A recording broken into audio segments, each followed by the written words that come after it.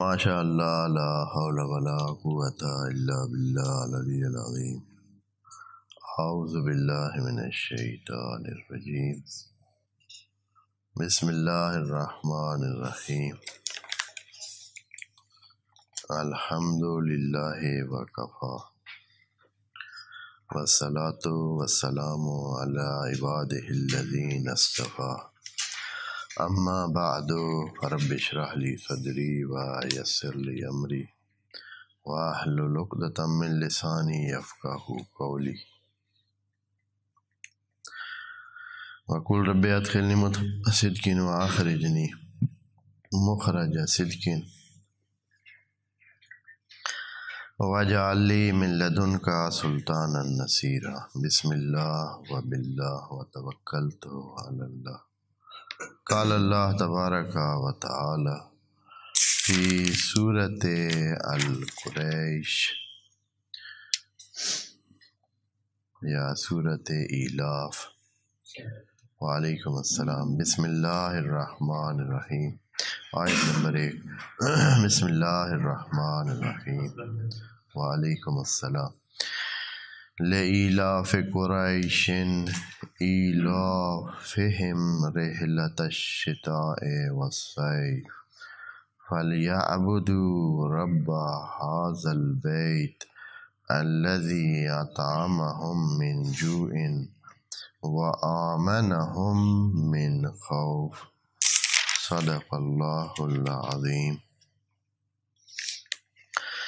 سورہ ایلاف، اس کے بارے میں یہ ہے مکی صورت ہی ہے۔ اس کے بارے میں اکثر محققین اور اکثر فقہا کا یہ فتویٰ ہے کہ یہ صورت پچھلی صورت جو کہ سورہ فیل تھی، اس کے ساتھ یہ دونوں ایک صورت شمار ہوتی ہیں، ہر چند کہ یہ علیحدہ اسی طرح درج ہوئی ہیں، شاید اسی طرح نازل ہوئی ہیں، لیکن ان کو اکثر نے ایک صورت قرار دیا ہے کہ یہ دونوں ایک ہی صورت ہیں۔ اس لیے بعض فقہا نے، بلکہ تمام فقہا، اکثر فقہا یوں کہہ سکتے ہیں، اکثر فقہا نے فتویٰ یوں دیا ہے کہ اگر کوئی نماز میں سورہ فیل کو پڑھے تو حتماً سورہ ایلاف کو بھی ساتھ، سورہ قریش یعنی جو کہ ایلاف ہے اس کو بھی ساتھ پڑھے۔ اسی طرح جہاں جہاں ہم یہ کہتے ہیں کہ سورہ فیل کو پڑھنے کا یہ اثر ہوتا ہے یا یہ ثواب ہوتا ہے، تو ضروری ہے کہ سورہ ایلاف بھی ساتھ پڑھی جائے تاکہ وہ جو اثر لینا ہے یا وہ جو ثواب کمانا ہے وہ پورا ہو سکے۔ تو چونکہ قرآن میں اسی طرح جو قرآن ہمارے پاس 14 صدیوں سے اس طرح لکھا ہوا آ رہا ہے، البتہ جمع قرآن کے بارے میں ہم نے ابھی بات یہاں نہیں کی ہے، یہ علوم قرآن کی باتیں ہیں جو تخصصی باتیں ہیں، یہ ہر بندے کے کام کی باتیں نہیں ہیں کہ بھائی یہ قرآن کیسے اس طرح اکٹھا ہوا، جبکہ نازل تو یہ علیحدہ علیحدہ ہوا تھا، اور اس وقت نبی کے سامنے یہ قرآن لکھا جاتا تھا، ہر بندہ لکھ کے اپنے پاس رکھتا تھا، اور اس طرح ایک پھیلا ہوا مجموعہ تھا کہ تو پھر اس کو آیا نبی کے زمانے میں اکٹھا کیا گیا یا اس کے بعد یہ اکٹھا کیا گیا، اور کس طرح اس کی سلسلہ بنا اور ہم تک پہنچا، تو یہ ایک لمبی بحث ہے، اور بہت سارے اس میں نظریات ہیں۔ زیادہ تر کا رجحان یہی ہے کہ خود کیونکہ خطاب کی جو حقانیت ہے اور اس کا اعجاز ہے وہ تبھی قائم رہ سکتا ہے کہ یہ نبی کے زمانے میں ہی اکٹھا کیا گیا ہو، اور خود نبی نے اس کا وہ کیا ہو. جیسے کہ خود کتاب قرآن نے بھی کتنی بار جو قرآن کا لفظ کہا ہے تو وہ یقیناً کوئی فکس بات تھی جس کو کہا ہے، یا الکتاب کا لفظ استعمال کیا ہے تو وہ ایک فکس کتاب کے بارے میں ہی بات کی، اور وہ مجموعہ ہے اول سے آخر تک. تو اس کا یہ قول کہ بھائی نبی کے زمانے میں ہی قرآن اس طرح ترتیب بھی حتیٰ اس کی یہ جو ترتیب ہے یہی ترتیب اسی زمانے میں ہی طے ہو گئی تھی، اس لیے کہ جب بھی کوئی آیت یا صورت نازل ہوتی تھی تو نبی ان لکھنے والوں کو یہ بتا دیتے تھے کہ یہ لکھیں اور اس کو قرآن کی فلاں جگہ وعلیکم السلام فلاں صورت کے بعد قرار دیں، یا فلاں صورت میں اس آیت کے بعد اس کو جگہ دے دیں. تو اس طرح یہ سلسلہ خود نبی کے زمانے میں مکمل ہوا. اب ایک اور بات یہاں ساتھ ہی بتاتا جاؤں کہ خلیفہ سوم کے زمانے میں بھی ویسے مشہور ہے کہ قرآن جمع ہوا. اس زمانے میں قرآن جمع نہیں ہوا، وہاں اس زمانے میں جو کام ہوا تھا وہ یہ ہوا تھا کہ قرآن کے وعلیکم السلام اس طرح باقاعدہ نسخے تو نہیں لکھے ہوئے تھے نا پہلے سے کہ جو حکومتی سطح پر یا باقاعدہ ایسے نسخے بنائے گئے ہوں، کیونکہ مختلف مراکز اسلام کے جگہ قائم ہو گئے تھے. وعلیکم السلام اسلام کے مختلف جغرافیائی مراکز بن گئے تھے، تو ان مراکز کو یعنی جہاں گورنرشپ تھی، جہاں کسی کو گورنر بنا کر بھیجا جاتا تھا، تو ان کو اپنے جیسے کہتے ہیں دفتری استعمال کے لیے، یعنی ایک ریفرنس کے طور پر اپنے حکومتی اس میں استعمال کے لیے اور لوگوں کو بھی بتانے کے لیے. مثال کے طور پر اگر قرآن کی بات ہوتی تو کوئی وہاں پوچھتا کہ بھائی قرآن ہمیں بھی دیں یا ہمیں بتائیں یا ہمیں قرآن سے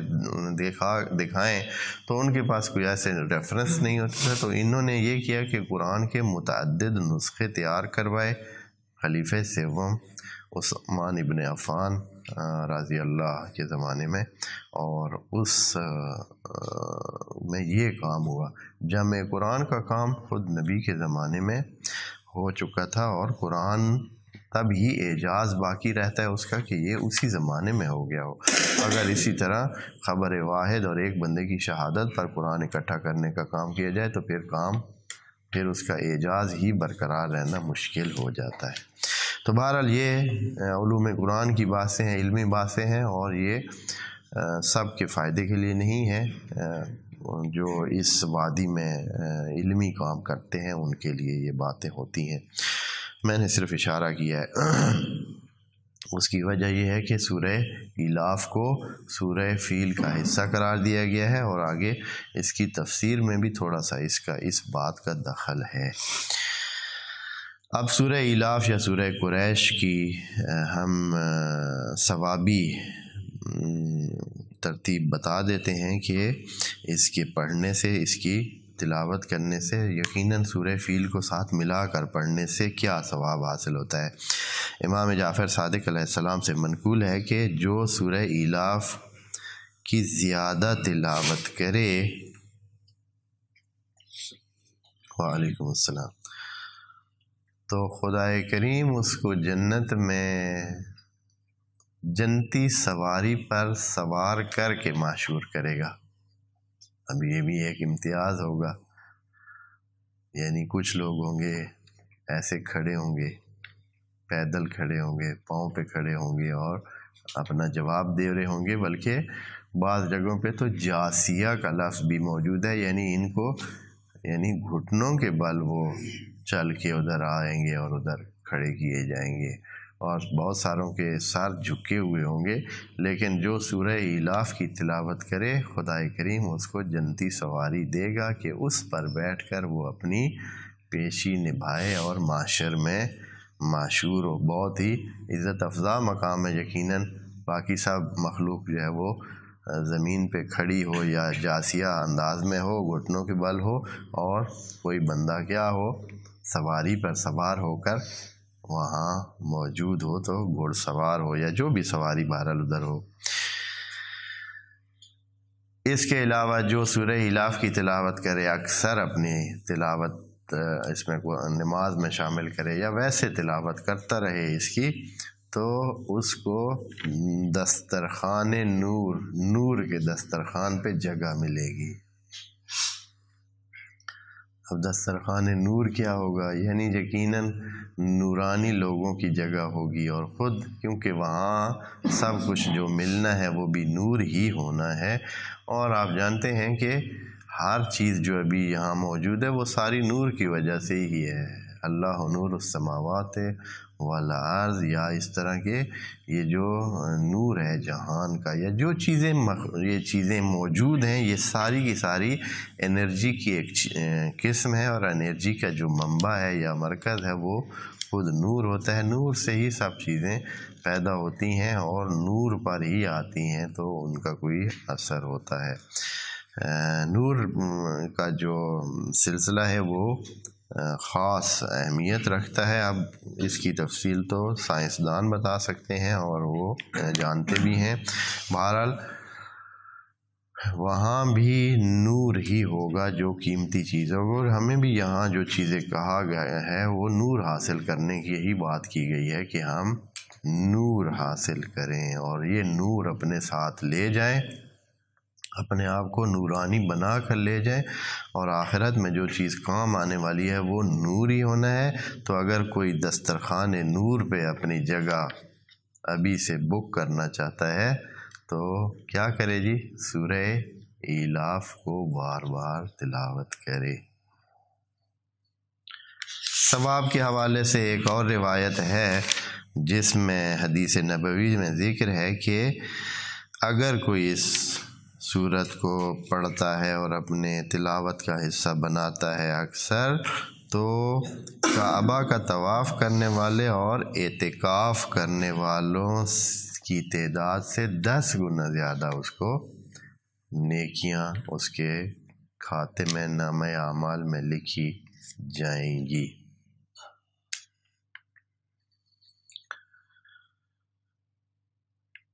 اس کے بعد اب وہ اثرات یا وہ فوائد جو تعویذاتی فوائد جنہیں ہم کہہ سکتے ہیں، یا وہ جو انسان اس دنیا میں اور بہت جلدی حاصل کرنا چاہتا ہے، تو ان میں سے ایک یہ ہے کہ اگر کوئی بھی چیز آپ کھا رہے ہیں، بعض چیزوں کو انسانوں کو وہم ہوتا ہے یا پتہ ہوتا ہے یا ان کے مزاج کے مطابق وہ ان کے لیے نقصان دہ ہوتی ہیں، کھانے کی چیزیں کہ فلاں چیز کھائے گا تو یہ ہو جائے گا، وہ ہو جائے گا، نقصان کے اثرات کا ہوتا ہے، یعنی عام روٹین کے نفرات۔ ایسے نہیں ہے کہ کوئی زہر پہ پڑھ کے جو ہے وہ پی لے، مطلب یہ ہے کہ کوئی عام چیزیں جو چھوٹے موٹے نقصان انسان کو دیتی ہیں، پیٹ میں درد ہو جاتا ہے، سر میں درد ہو جاتا ہے یا کوئی اس قسم کے، تو نقصان ہونے کا خدشہ ہے اس کو کسی چیز کے کھانے سے، تو اگر سورہ ایلاف اس پر پڑھی جائے تو اس کا یہ نقصان رفع ہو جائے گا باذن اللہ، اور وہ اس کو استعمال کر سکے گا۔ اور اگر اسی طرح اگر کوئی بیمار ہو، اس پر بھی مسلسل اسی نیت سے اس کو پڑھا جائے کہ اس کو شفا ہو، تو اس کو شفا بھی حاصل ہوگی۔ مریض پر بھی پڑھنے سے اس کو شفا مل سکے، یعنی اس کا پانی چھڑکنے دیں۔ آپ پانی کسی گلاس میں لے لیں، برتن میں لے لیں، پاکیزہ پانی، صاف پانی، اور اس پر جتنی زیادہ یہ سورہ ایلاف پڑھ سکتے ہیں، طاق عدد میں پڑھنا زیادہ بہتر ہے۔ 3 پڑھیں، 7 پڑھیں، 11 پڑھیں، 21 پڑھیں، 41 پڑھیں، 71 پڑھیں یا 101 پڑھیں، اور اسی طرح آگے چلتے جائیں، اس طرح کے عدد میں پڑھیں، اور یہ پانی اس بندے پر چھڑکیں جو مریض ہے، تو باذن اللہ اس کو شفا انشاءاللہ ملے گی۔ اپنی روزی کو آسان کرنا ہو تو بھی بتایا گیا ہے کہ کتاب المصباح میں، مصباح کف امی میں یہ چیز نقل ہے کہ اگر کوئی اپنی روزی کو کشادہ کرنا چاہتا ہے تو بھی اس صورت سے مدد لے اور سورہ الفیل کی، سورہ ایلاف قریش کی تلاوت کرے، اور انشاءاللہ خدا کریم اس کی روزی میں وسعت عنایت فرمائے گا۔ اب اس کے جو معنوی پہلو یا عرفانی اور علمی پہلو ہے اس کی طرف آتے ہیں۔ سورہ ایلاف، پہلے سورہ فیل ہم پڑھ چکے ہیں۔ سورہ فیل میں یوں بات ہوئی کہ خدا کریم نے ایک واقعے کی طرف پیغمبر کو رہنمائی کی، کہا کہ دیکھا ہے تو نے ہم نے کیسا برتاؤ کیا ہے اصحاب فیل کے ساتھ، یعنی ایک جیسے دوسروں کو سنانے کے لیے، قریش کو سنانے کے لیے، یا وہ جو مخالفت کر رہے تھے حضرت کی ان کو سنانے کے لیے، بتانے کے لیے کہ ہم یہ کیا ہے اور ہم آگے بھی یہ کام اس طرح کے کر سکتے ہیں، جب ہم چاہیں تو بہت کچھ کر سکتے ہیں۔ یہ کہ آپ کو بات کے ذریعے سمجھا رہے ہیں، یہ ہماری مہربانی ہے اور آپ کوشش کریں کہ اسی طرح سمجھ جائیں، سن کے اور سمجھ کے آگے بڑھیں۔ تو وہ صورت کا جو حصہ ہے وہ اس انداز میں بیان ہوا ہے کہ ایک نبی کو ایک اپنے کیے ہوئے کام کی طرف ریفر کیا ہے اور سنایا ہے کفار قریش کو۔ اب اسی بات کو لے کر، اسی کو آگے بڑھاتے ہوئے اس صورت میں یوں آغاز کیا ہے، لإیلاف قریش۔ بہت سارے مفسرین نے یہی بات، یہ لام کو لے کر، لإیلاف قریش کو ہی لے کر اس کو پچھلی صورت کے ساتھ جوڑا ہے کہ وہ جو کہا ہے الم تر کیف فعل ربک باصحاب الفیل، اس کی وجہ یہاں بیان ہوئی ہے لإیلاف قریش۔ وہ کام ہم نے اس لیے کیا ہے کیونکہ قریش کے لوگ مألوف ہیں، مانوس ہیں، انس رکھتے ہیں، جڑے ہوئے ہیں کس کے ساتھ؟ رحلت الشتاء والصیف کے ساتھ، یعنی یہ تجارت کے ساتھ جڑے ہوئے ہیں۔ یہ جو سفر کرتے ہیں تجارت کا، رحلت کرتے ہیں، رحلت اردو میں تو کہتے ہیں نا کہ فلاں بندہ رحلت کر گیا، ویسے عربی میں رحلہ یرحلو یہ سفر کے لیے استعمال ہوتا ہے، سفر کرنا۔ تو ہمارے ہاں اسی سفر کو سفر آخرت کے لیے پہلے استعمال ہوا، اب صرف اسی کے لیے رہ گیا ہے۔ اب کسی کو ایسے اس طرح کی دعا دیں آپ کہ آپ اللہ آپ کی رحلت آسان بنائے، تو پھر آپ دیکھیں وہ آگے آپ کو کیا جو ہے جواب دے گا۔ تو رحلت کا اردو کا معنی تو اور ہو چکا ہے، لیکن عربی میں رحلت سفر کو کہتے ہیں، یعنی رحال کو۔ تو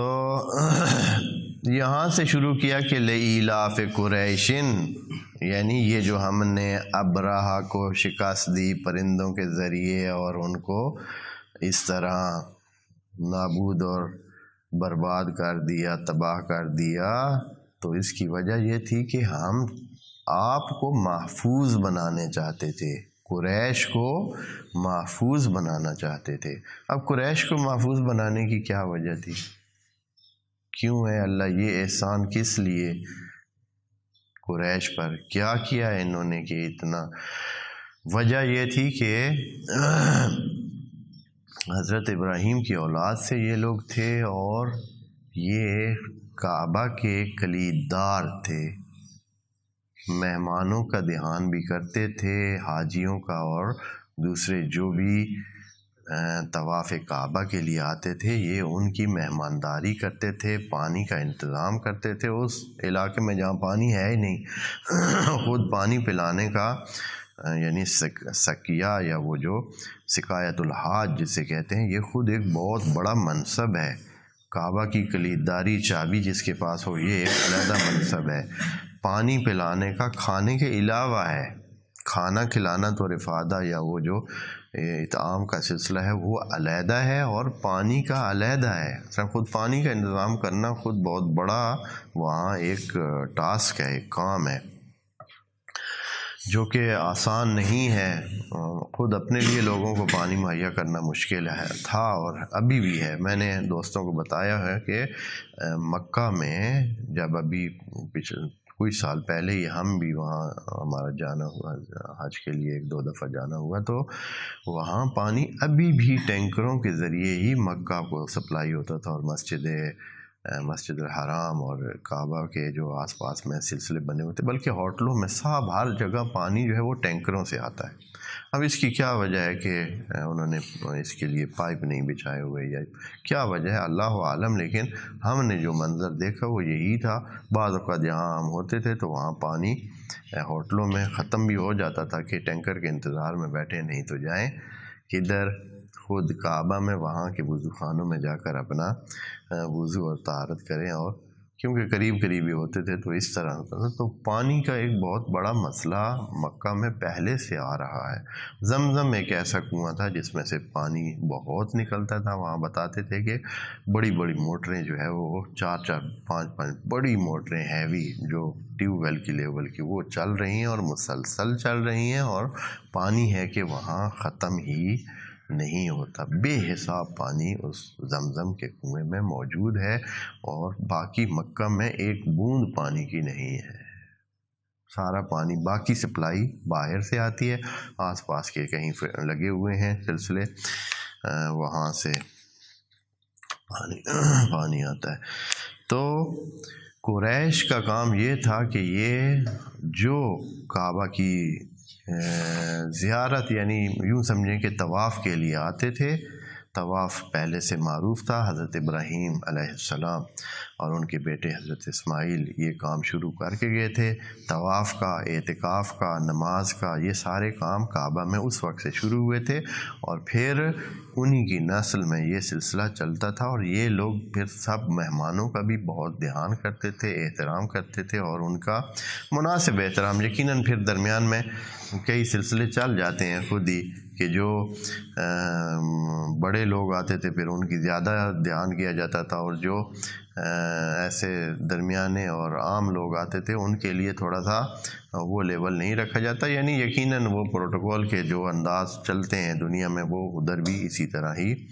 اس طرح کرتے تھے، یعنی وہ اسلامی یا وہ بالکل عدل و انصاف کے مطابق یا ایک حاجی کو وہ برابر کا احترام دینے والا سلسلہ یقیناً وہ نہیں کرتے تھے، اور ساتھ میں ان میں بت پرستی بھی شامل ہو گئی تھی، یہ چیز بھی چل رہی تھی، سارے بت پرست نہیں تھے، قریش کے سارے لوگ بت پرست نہیں تھے، کچھ ابھی بھی اس دین حنیف پر جو کہ حضرت ابراہیم کا دین تھا اسی پر ہی چل رہے تھے، دین حنیف جسے کہتے تھے کہ وہ وسط، دین حنیف جانا جاتا تھا، اسی پر چل رہے تھے۔ قریش میں بھی کافی سارے ایسے لوگ تھے، جیسے حضرت عبد المطلب خود ان میں سے تھے، یہ اکثر ان میں سے ایسے تھے، خاص بندے، ہاں ہر بندے کی بات نہیں ہے، اکثریت اس کی جو عام تھے قریش کے وہ تو اسی طرح جیسے عوام ہوتے ہیں بتوں کی طرف یعنی ہو گئے تھے کہ بتوں کو بھی اہمیت دیتے تھے اور ان کے ہاں بھی وہ سلسلے کرتے تھے، اور حتیٰ انہوں نے کعبہ میں بتوں کو بھی داخلہ دے دیا، اور کعبہ کو بھی جو کہ خاص خدا کا بیت تھا اس میں اپنے بت رکھنا شروع کر دیے، اور پھر چل بہت سارے بت، 313 بت کہتے ہیں یا پتہ نہیں کتنے،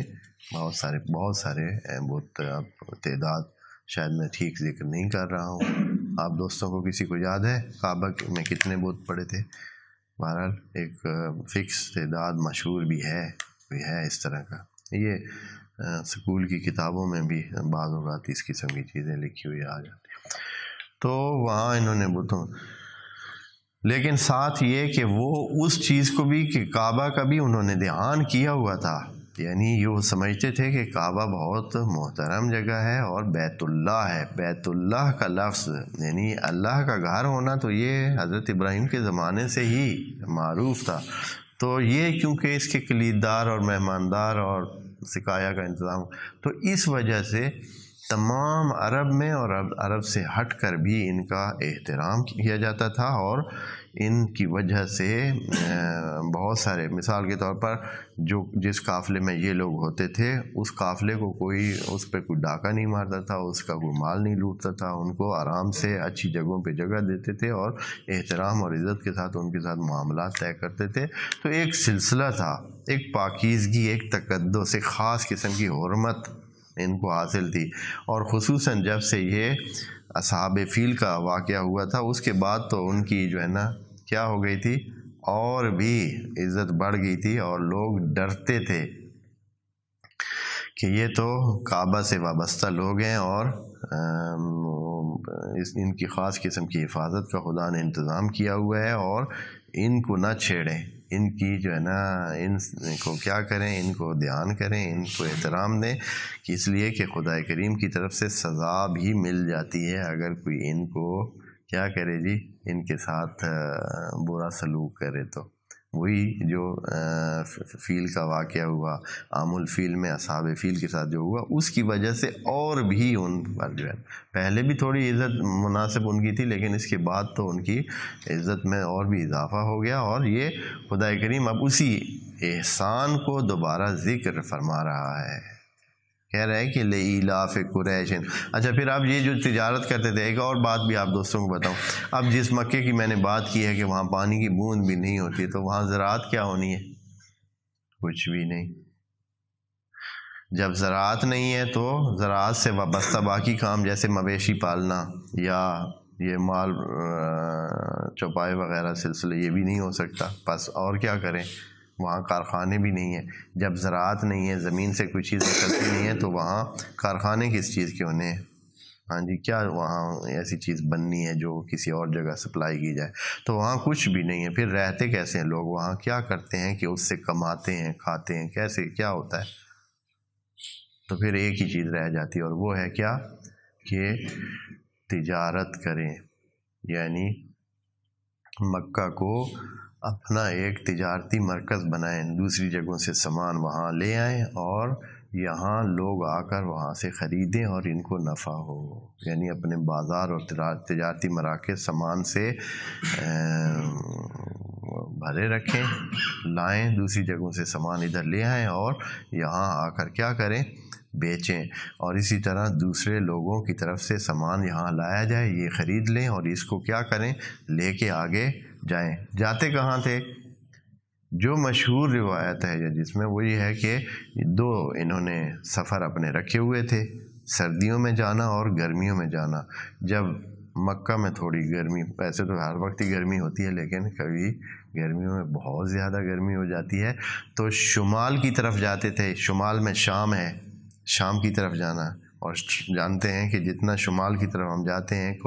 کیا ہوتا ہے، موسم تھوڑا ٹھنڈا ہوتا جاتا ہے، شمال کی طرف ٹھنڈا ہوتا جاتا ہے، اور جتنا جیسے جیسے آپ جنوب کی طرف جاتے ہیں تو موسم کیا ہوتا جاتا ہے، گرم ہوتا جاتا ہے، اس لیے کہ یہ جو سورج کا جو وہ رکھا ہوا ہے سلسلہ، وہ کیا ہے، وسط سے لے کر جنوب تک ہے، ایسے شمال سورج سے ہمیشہ دور رہتا ہے۔ ابھی جو مثلا ابھی سردیوں کا موسم آ رہا ہے تو سورج ہم سے کیا ہو رہا ہے، پیچھے اس طرف دور ہوتا جا رہا ہے، ہم سے دور ہوتا جا رہا ہے، اور جتنا دور ہوتا جائے گا کیا ہوگی، ٹھنڈ بنتی جائے گی۔ تو یہ جو حصہ ہے یہ شمال ہے، یہ جنوب ہے اس طرف، جیسے ہم ابھی ادھر بیٹھے ہیں تو شمال ہے ادھر۔ تو جہاں سعودیہ واقع ہے، جیسے کہ ہم ادھر نماز پڑھتے ہیں مغرب کی طرف، تو ہماری مغرب میں سعودیہ ہے، حجاز کا علاقہ جہاں کعبہ واقع ہے، تو وہاں سے اس طرف شمال کی جانب شام ہے اور جنوب کی جانب یمن ہے۔ تو یہ جب گرمیوں کا زمانہ آتا تھا تو کیا کرتے تھے، شام کی طرف جاتے تھے اپنا کاروان لے کر، تجارتی کاروان، اور وہاں سے خریداری کرتے تھے۔ شام میں کیا ہوتا تھا، خب شام ایک ایسی جگہ تھی جو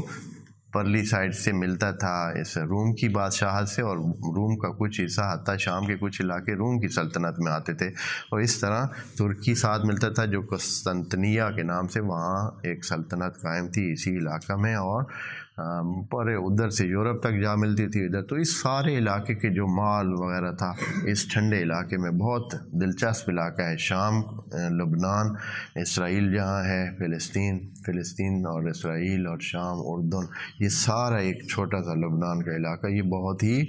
آب و ہوا کے لحاظ سے بہت دلچسپ اور اچھی آب و ہوا کا علاقہ ہے، اور صحت افزا مقام ہیں وہاں، اور سیر اور سیاحت کی بہت مرکزی جگہوں میں سے ہے اب بھی۔ تو گرمیوں میں اس طرف آتے تھے، اور سردیاں جب ہوتی تھیں تو پھر دوبارہ ایک کاروان لے کے یہ لوگ جاتے تھے یمن کی طرف۔ یمن میں جو ہے وہ موسم نسبتاً کیا ہوتا ہے، گرم ہوتا ہے، اچھا خاصا گرم ہوتا ہے، تو وہ ادھر چلے جاتے تھے سردیوں میں، اور اپنی تجارت وغیرہ کر کے۔ ان کے پاس کیا ہوتا تھا، یمن خود ایک مرکز تھا حکومت کا، اور وہاں خود حکومت قائم تھی، اور اس حوالے سے وہاں تجارت بنتی تھی کہ وہ وہاں سے مال لے آتے اور ادھر آ کر بیچتے۔ ایک لمبی تاریخ بنتی ہے، سلسلے ہیں، ابھی اس کی تفصیل اس سے زیادہ یہاں ہمارے درس کا حصہ نہیں بن سکتی ہے، تو اتنا آپ جان لیں کہ یہ بہت مانوس تھے، اور حتماً یعنی ان کی زندگی کا دار و مدار جو ہے، زندگی کا دار و مدار اسی تجارت پر تھا۔ اب اگر اس میں ڈسٹربنس ہوتی تو ان کی زندگی یہاں مشکل ہو جاتی، اس لیے کہ کمائی کا کوئی اور ذریعہ، کسب کا کوئی اور ذریعہ ان کے پاس نہیں تھا۔ اب جب نبی آئے ہیں تو خدا کریم نے قریش کو یہ کہا کہ اے بدبختو، ہم نے آپ کو محفوظ کیا ہے، ہم نے آپ کی زندگیوں کو محفوظ کیا ہے۔ دو خوف ہوتے ہیں انسان کو زندگی میں، دو خوف ہیں انسان کی زندگی میں، ایک یہ کہ وہ زندگی، اپنی جسمانی زندگی کو برقرار کیسے رکھے، یعنی کھانے پینے اور رہنے کا انتظام، یعنی بھوک سے بچنا، تنگ دستی سے بچنا، یعنی وسائل ہوں کہ وہ زندہ رہ سکے، اپنی جو جسمانی سپلائی ہے وہ پوری رکھ سکے۔ ایک یہ خوف ہوتا ہے، ابھی بھی ہے یہ خوف، جب سے انسان ہے اس کو ہے کہ اس کے آیا کھانے پینے کی چیزیں ہیں یا نہیں، اس لیے کہ انسان اگر اس کو 2 دن بھی یہ کھانے پینا سپلائی نہ ہو تو انسان کا زندہ رہنا کیا ہو جاتا ہے، مشکل ہے۔ اس لیے یہ ایک بہت بڑا خوف کا ذریعہ ہے کہ انسان کو بھوک کا خوف رہتا ہے کہ کہیں بھوکا ہی نہ ہو جائے، پیاسا نہ ہو جائے اور پھر ختم شد۔ اور دوسرا یہ ہوتا ہے کہ اگر یہ چیزیں موجود ہیں، اب اس کے بعد دوسرا پھر خوف یہ آ جاتا ہے کہ اب کوئی لوٹنے والا، کوئی نقصان پہنچانے والا، کوئی چھیننے والا، زندگی چھیننے والا یا اسی مال اموال کو چھیننے والا نہ آ جائے، کوئی جنگ کرنے والا، کوئی بدامنی پیدا کرنے والا نہ آ جائے۔ بس 2 خوف ہیں، ایک خوف ہوتا ہے انسان کو کہ وہ زندہ کیسے رہے گا، اور دوسرا خوف یہ ہوتا ہے کہ جب اب زندہ ہے اور زندگی کے وسائل مہیا ہیں تو اس کو ختم کرنے والا، اس امن کو تباہ کرنے والا کوئی نہ آ جائے۔ تو خدا کریم نے ان کو کہا کہ اے قریش کے لوگوں، ہم نے آپ کے یہ دونوں انتظام پکے کیے۔ ایک تو یہ ہے کہ تجارت کے ذریعے آپ کی تجارت کو امن بنایا ہے، آپ کو عزت احترام دیا ہے، آپ کی تجارت میں ہم نے بھلے پیدا کیے ہیں، دلچسپی پیدا کی ہے۔ یقیناً سب تاجر تو نہیں نہ کما رہے، تو کچھ تاجر کماتے ہیں، ان کو اتنا مل جاتا کہ ان کی سودے بڑے اچھے ہو جاتے، اور ان کی جو چیزیں لے کے آتے وہ بھی بک جاتی، اور جو ان کے پاس آتی یہ خود جب لینے جاتے تو تمام چیزیں مناسب انداز میں ان کو مل بھی جاتی اور یہ اپنے لے کر آ جاتے تھے۔ تو دونوں طرف سے ان کی ہیلپ خدا کریم فرماتا تھا۔ فرماتے ہیں کہ لإلاف قریشن، چونکہ یہ لإلاف قریشن قریش کو الفت دینے کے لیے، جوڑنے کے لیے، یا ان کے جڑے ہوئے ہونے کی وجہ سے، دونوں معنی اس کے ہو سکتے ہیں۔ چونکہ یہ لوگ جڑے ہوئے ہیں تو ہم نے اس کی کوریج کی، ہم نے اس کو سرپرستی دی، یا یہ ہے کہ ہم نے ان کو خود ہی اس طرح جوڑا تاکہ ان کی کمائی کا ذریعہ بن سکے۔ دونوں صورتیں ہو سکتی ہیں۔ کیا کیا ہے؟ ایلافہم، وہ جو ان کی الفت ہے، ان کا جوڑ ہے، یہ جو جڑے ہوئے ہیں اور انس رکھتے ہیں کس کے ساتھ؟ رحلۃ الشتاء والصیف، وہ جو یہ لوگ شتاء میں، سردیوں میں جاتے ہیں، رحلت کرتے ہیں، سفر کرتے ہیں، اپنے کاروان لے جاتے ہیں، والصیف، اور اسی طرح گرمیوں میں۔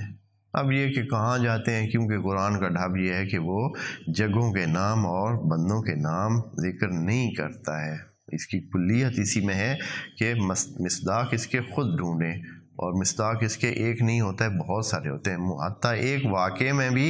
یہ نہیں، جیسے اس میں فیل، یہ جو آپ نے ابھی سورہ فیل پڑھی ہے، وہاں کسی بندے کا نام نہیں ہے، کسی بندے کا نام نہیں ہے، کسی جگہ کا نام نہیں ہے، بس یہ کہا کہ جو ہاتھیوں والے تھے ہم نے ان کے ساتھ یہ برتاؤ کیا، ان کے کام کو اس طرح خراب کیا۔ اب یہ ہے کہ اس کا اسی وجہ سے کیونکہ نام نہیں ہے تو اس کے کئی لوگوں نے کئی واقعات کی طرف بھی اس کو نسبت دی ہے کہ یہ وہ واقعہ نہیں ہے یا واقعہ ہوا ہی نہیں ہے سرے سے، یہ مثالی ایک خدا کریم نے وہ دی ہے سمجھانے کے لیے اور لوگوں کو بتانے کے لیے یہ بات کی ہے، ایسے ہوا نہیں ہے۔ جیسے کہ اس طرح ہوتا ہے، مثالوں کے ذریعے سمجھایا جاتا ہے اور بتایا جاتا ہے۔ ایلافہم رحلۃ الشتاء والصیف، کدھر جاتے ہیں؟ ہاں جی، یا قریش میں سے کون جاتے ہیں؟ قریش کا نام البتہ لے لیا ہے، قریش کا نام، تو قریش جو ہے یہ کیونکہ کسی ایک بندے کا نام نہیں ہے، اور قریش کو تھوڑی سی ان کا نام دینا بھی تھا کہ یہ چونکہ حضرت کا قبیلہ تھا اور پیچھے سے ہاشمی قبیلہ قریش کا قبیلہ شمار ہوتا تھا، تو ہاں بہرحال اس وجہ سے اس کا نام آ گیا، کیونکہ خود حضرت قریش میں سے تھے اور ایک اہمیت تھی ان کی اور کلیداری کا جو ان کا ایک سلسلہ تھا۔ اور اب کیونکہ مخالفت بھی جم کے یہی لوگ کر رہے تھے، قریش جو ہے وہ سب سے بڑھ کر جو سب سے زیادہ مخالفت جنہوں نے کی اور آخری دم تک کی، ہاں جی، بلکہ حضرت کے بعد تک کی، ہاں جی، کیونکہ حضرت کے بعد بھی جو ان کے سلسلہ ہوا ان کے اہل بیت کے ساتھ اور سلسلہ جس طرح چلا، تو اس سے یہی لوگ تھے کہ قریش کا ہی حصہ تھے،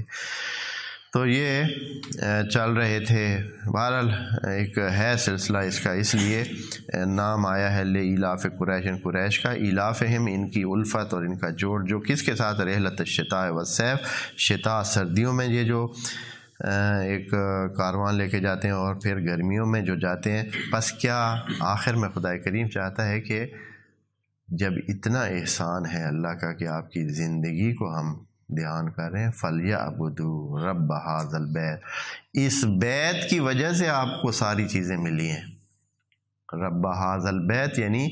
جب اتنا کچھ ہوا ہے اور وہ سارا آپ کے ساتھ اس وجہ سے ہوا ہے کہ آپ اس بیت کے آس پاس میں رہتے ہیں، اس کا دھیان کرتے ہیں، اس کی وہ جو حاجیوں کے سلسلے میں جو آپ خدمات انجام دیتے ہیں، تو جب اتنا سلسلہ ہوا ہے اس بیت کی وجہ سے، تو جو اس بیت کا رب ہے اس کی عبادت کریں۔ فَلْيَعْبُدُوا رَبَّ هَذَا الْبَيْتِ، بس اس بیت، یہ هَذَا الْبَيْتِ کہہ کر یہ کہا ہے کہ پچھلا سارے کام ہوئے ہی کس لیے ہیں۔ کوئی پوچھ تو سکتا ہے اللہ کیا ہے کہ ان قریش کو آپ نے اتنی سرپرستی دی ہے اور اتنا ان کے ساتھ ان کی زندگیوں کو اس طرح آسان بنایا ہے اور موجیں کرائی ہیں، تو کہا سکتا ہے کہ هَذَا الْبَيْتِ، اس بیت کی وجہ سے کیا کیا ہے۔ رب هذا البیت کون ہے؟ کہتے ہیں کہ آپ کو پتہ نہیں ہے، اب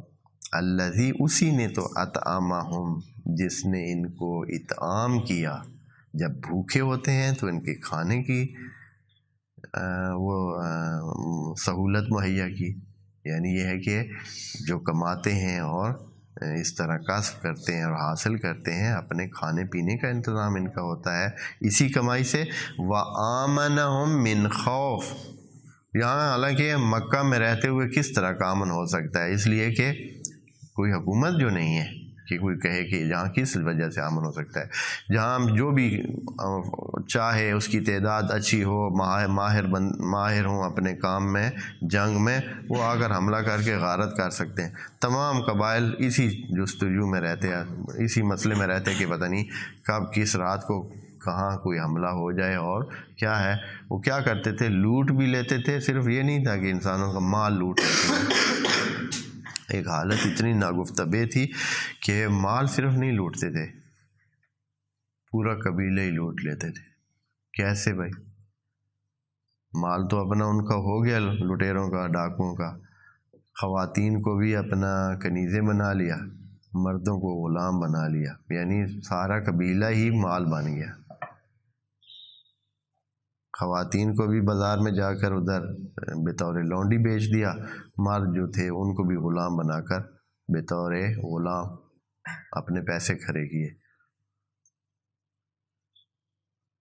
یعنی یہ نہیں کہ جیسے اب کے لٹیرے ہوتے ہیں کہ چلے بندوں کو نہیں لے جاتے اس لیے کہ بندے بکتے نہیں ہیں۔ اس وقت کیونکہ بندے بھی بکتے تھے، سارے بندے ان کو بھی پکڑ لیا، دوسرے جو خواتین ہوئیں ان کو بھی لے گیا، بچوں کو بھی حتیٰ لے جاتے تھے، بچوں کو بھی لے گئے اور پھر کیا کرتے، ان کو بیچ دیتے۔ یہ جو نبی کا منہ بولا بیٹا زید ابن ثابت ہے، آپ سب نے تاریخ میں پڑھا ہے کہ وہ کہاں سے کیسے ہوا۔ اسی طرح وہ کسی جگہ کوئی لٹیرے گئے، انہوں نے لوٹا، ساتھ لے گئے، زید بھی چھوٹا تھا، اس کو بھی جا کر کہیں بازار میں بیچ دیا۔ حضرت خدیجہ کے کچھ جو کرندے تھے انہوں نے اس کو، یا ان کے شوہر، ان کے جو کرندے تھے، بلکہ ہاں حضرت نے بعد میں ان کے کرندوں نے وہ خریدا، اس کو، اس بچے کو لے آئے اور حضرت کے حوالے کر دیا۔ بعد میں جب شادی ہوئی تو حضرت نے یہ غلام حضرت ختمی مرتبت کے ملکیت میں دے دیا کہ یہ آپ کا، اور حضرت نے اس کو اتنا احترام دیا، تھا غلام لیکن اتنا حضرت اس کے ساتھ وہ اچھا برتاؤ رکھتے تھے کہ لوگوں نے یوں ہی سمجھا کہ یہ کیا ہے، ان کا بیٹا ہے۔ اور پھر حضرت نے اس کی شادی بھی کروائی، یعنی کہاں سے شادی، ایک غلام کی شادی اپنے قریش کے ایک بڑے سردار کی بیٹی سے، اپنے رشتہ داروں میں سے جو کہ ان کی حضرت کی کوئی کزن یا اس طرح بنتی تھی، اس طرح انہوں نے اس کا رشتہ کروا دیا اسی غلام کا۔ تو بہرحال یہ ایک لمبی داستان ہے کہ پھر کیا ہوا اور پھر کتنے سلسلے وہ چل سکا یا نہ چل سکا، تو وہ اپنی جگہ۔ تو بہرحال الذی آتاہم من جوع وآمنہم من خوف، اس رب کی تو بندگی بنتی ہے جس نے ان کو، وہ جو دو چیزیں انسان کو اس زندگی میں مشکلات ہوتی ہیں، ہاں یہاں وہ کسی نے نعرہ بھی لگایا تھا کسی سیاسی نے کہ انسان کو یہاں کیا چاہے، مانگ رہا ہے ہر انسان، کیا جی، ہاں جی، یہ جو روٹی کپڑا اور مکان کا نعرہ تھا یہ تو صرف من جو ہے، یہ جو والا حصہ ہے، خوف والے حصے کا علاج، خوف والے حصے کا بھی پھر علاج کرنا پڑتا ہے، اور وہ خدا کریم نے ان کے لیے کر دیا تھا۔ تو اس طرح ہماری یہ سورہ ایلاف ختم ہوتی ہے، انشاءاللہ اگلے اس میں سورہ ماعون کو عرض کریں گے۔ والسلام علیکم ورحمۃ اللہ وبرکاتہ۔